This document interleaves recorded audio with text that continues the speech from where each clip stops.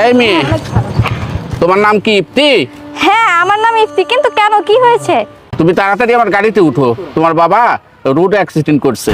কি বলেন চাচা? আমার বাবা এখন কোথায়? তোমার বাবা এখন হসপিটালে, তুমি তাড়াতাড়ি গাড়িতে উঠো। আচ্ছা ঠিক আছে। আহাত, তুই বাসায় যা, বাসায় গিয়ে আম্মুকে বল বাবা গাড়ি অ্যাক্সিডেন্ট করেছে, ওনাকে হসপিটালে তাড়াতাড়ি আসতে বল। আমি যাচ্ছি। ঠিক আছে, তুই যা যা।